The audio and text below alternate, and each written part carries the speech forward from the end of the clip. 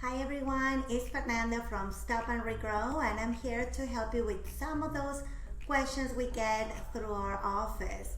If you're thinning and you're looking at some kind of receding areas on the front or sometimes in the background area, you're probably researching online, especially now than ever that we have access or we're home a little bit more than before, and I want to help you with your questions.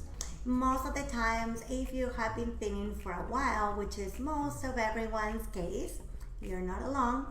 Hair thinning takes a long time to happen, and by the time we realize it's happening, this has been going on for a few years. So as you're researching online, you're probably coming up to a very common word out there called DHT, dihydrotestosterone. What is this? You're probably seeing it in a lot of those researches, right? Online. So if you research what is DHT or what does DHT have to do with hair, I'm going to go over some of those tips to help you understand what this complicated word means and why is it so important when it comes to hair thinning. So I'm going to show you a little bit of a picture where you can see the hair thinning process, right? DHT is what is going to cause the miniaturization of the hair follicle.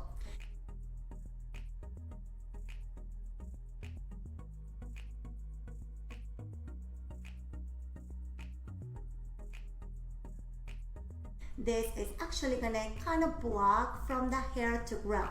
So imagine if I have a tree that is growing fully and absorbing all the nutrients from the soil, and this DHT, it is protecting those roots to absorb the nutrients so it can no longer grow. So this is what really happens with the DHT. It is kind of blocking that internal activity from the roots to absorb the nutrients that it needs to grow, and that is allowing the hair to not grow as planned and slowly starting to miniaturize, right? Starts getting thinner to the point that it's so weak that it can no longer go through the scalp.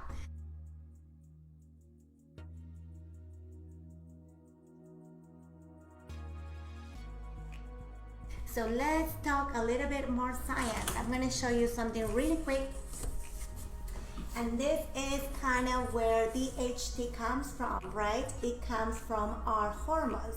It is part of our internal chemistry, and this is actually related to our testosterone.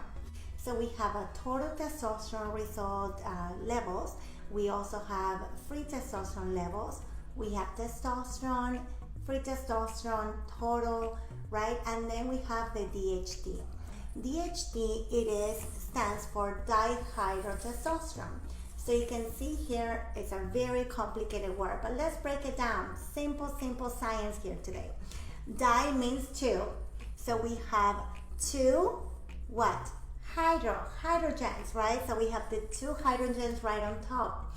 This is what is causing actually the word to be called dihydro, right? And then testosterone, that means it's from the testosterone. So this is where the testosterone comes, right? So we have two hydrogens, right? Hydro, and testosterone. That's what that word means. So now if we break it down to the other symbol that we have, we probably heard, and you probably heard, hydroxygen, right? What does that mean? Well, two hydrogens, right? Two molecules that are hydrogen, that's why the word is hydro. And then oxygen, it is going to be the O. So this is the formula for water, right? Everyone knows water, but this is how simple it breaks down into chemistry. So remember, dihydrotestosterone, two hydrogens, one testosterone, water, two hydrogens, one oxygen, right? So this is going to be a simple science class for you to understand what dihydrotestosterone does and how does that affect our hair. So now let's talk a little bit more about what this does. So if you look at the picture, as hair is thinning, it's going to look like this.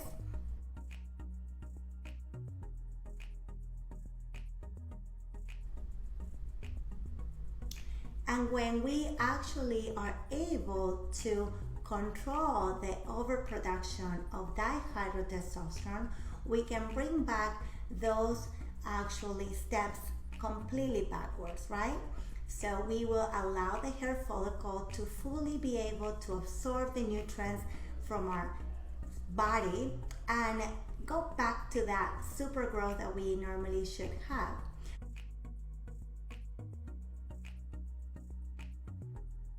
Remember, hair grows for a long time and it also grows 24/7.